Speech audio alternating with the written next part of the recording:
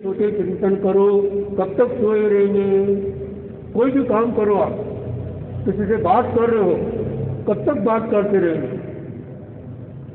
ऐसा चिंतन कर। धंधा करते हो, कब तक धंधा करोगे? आगे धंधो पाछे धंधो, धंधा आगे पीछे धंधो, इस धंधा से जो मुक्त हो जाए वो साहेब को बंदो। क्या सुंदर बात। कब तक कमाते रहो? जीवन भर कमाए हीरे और मोती, मगर क्या करे कफन में जेब नहीं होती। जब आदमी मरता है तो कोई भी साथ में लेकर नहीं जाता, सब यही इस धरा का, इस धरा पर धरा रह जाए। जब आदमी जाता है कुछ फालतू का गुमान करता है, तो तन और धन दो चीज का गुमान नहीं करना। तो कितना सारा समय बातचीत में चला जाता, कितना सारा समय फालतू बातचीत में जाता। काम की बात करो, समझ में आता। और आप देखना, काम की बात तो बहुत थोड़ी होती। काम की बात अगर कोई चिंतन करे तो मात्र 24 घंटे में से 48 मिनट बोलना अनिवार्य। लेकिन आदमी बहुत बोलता, फिर ज़्यादा बोलने से क्या हुआ? शक्ति भी खर्ची हुई और सोच के नहीं बोला, फिर ज़्यादा बोला। जो भी कोई ज़्यादा बोलता है तो सोच के नहीं बोलता, देखो। और ज़्यादा बोलने से क्या हुआ? सोच के नहीं बोला तो गलत बोल दिया, गलत बोल दिया, बाद में सोचता है अरे ऐसा नहीं होता, तो ऐसा नहीं करता, बोलता। तो पहले सोचना फिर बोलना। हम लोग, हमारी सारी जीवन शैली उल्टी है। तो पहले क्या करना, बाद में क्या करना, ऐसा जीवन जीना। तो हमारा कितना सारा समय फालतू काम में चला जाता है। कई लोगों को देखा न्यूज़पेपर पढ़ते रहे। एक आदमी को देखा सुबह घर पे न्यूज़पेपर पढ़ा, फिर वो न्यूज़पेपर को साथ में ले गया, फिर वो ट्रेन में बस में टाइम मिला वापस पढ़ता, फिर वहाँ पे ऑफिस में जाकर कोई पढ़ता। बोले कितना बार बार न्यूज़पेपर क्यों पढ़ते हो?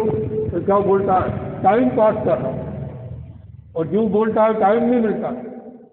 कितनी हमारी देखो, तो बहुत सारा समय फालतू न्यूज़पेपर पढ़ने में चला जाता है, गपशप में चला जाता है, फालतू की बातें में चला जाता है, हंसी मजाक में चला जाता है।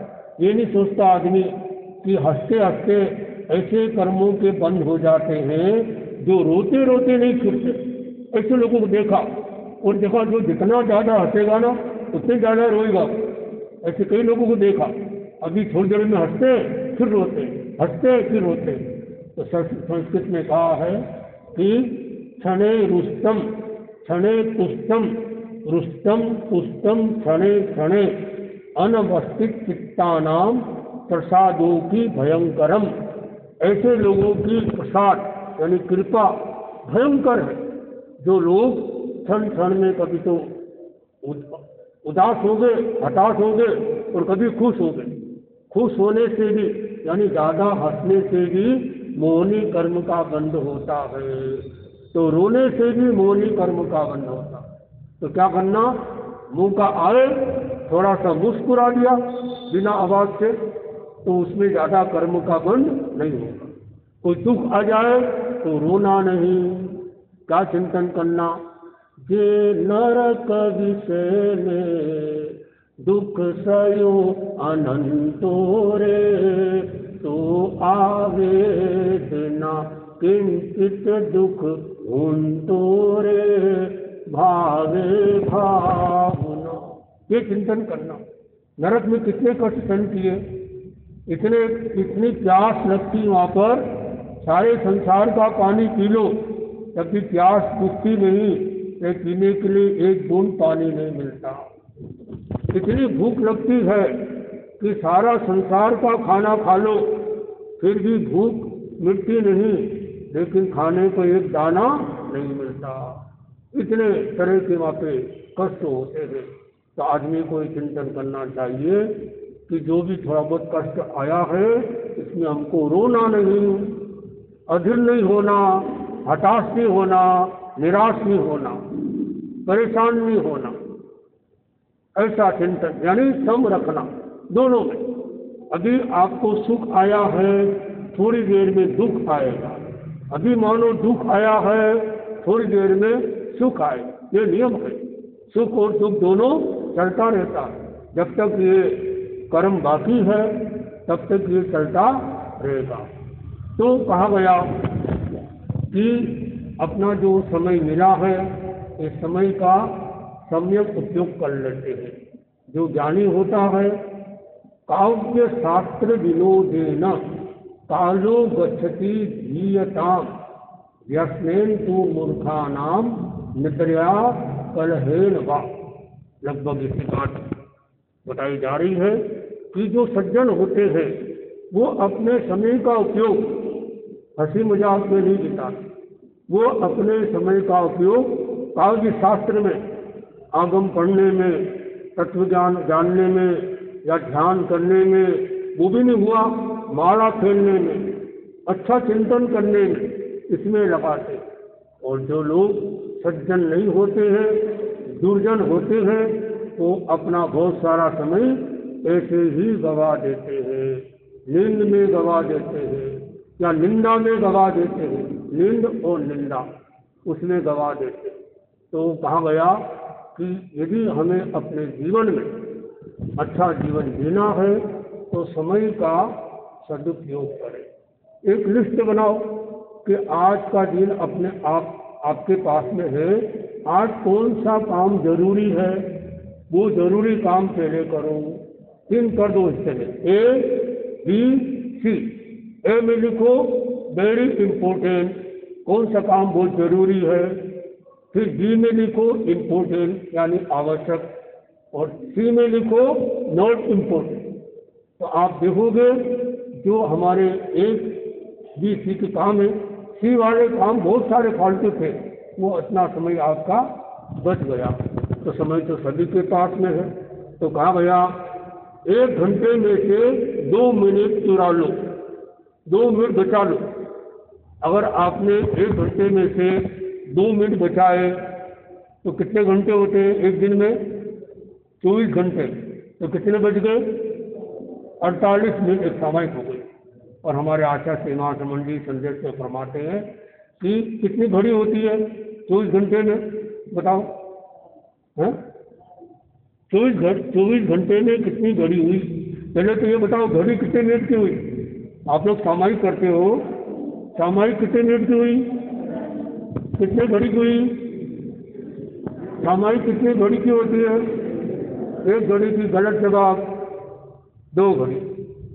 24 मिनट की 1 घड़ी होती है, ध्यान देना। तो 48 मिनट की 2 घड़ी, तो 24 घंटे में कितनी घड़ी हुई?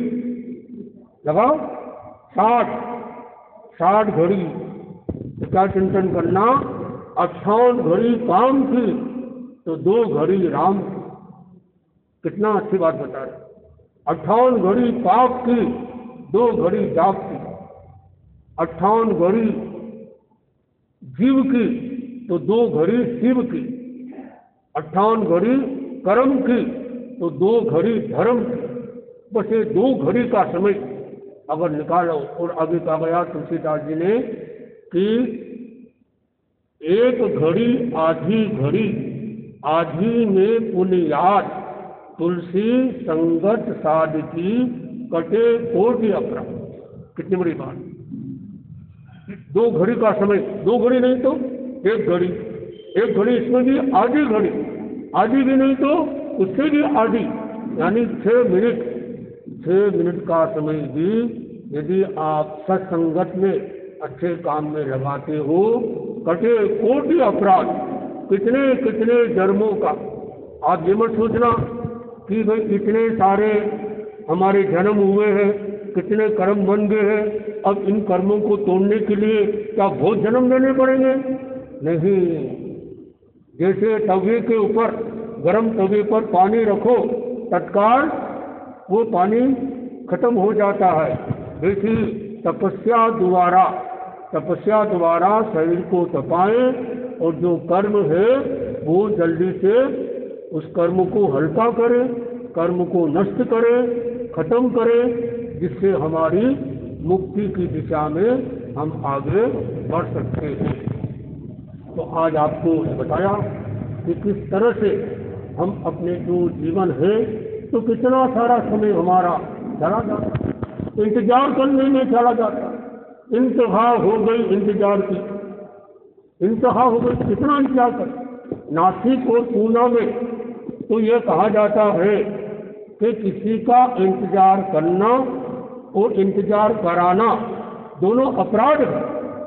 कि कभी किसी को भी ज़्यादा इंतजार नहीं कराना चाहिए, न फिर ज़्यादा इंतजार करना चाहिए।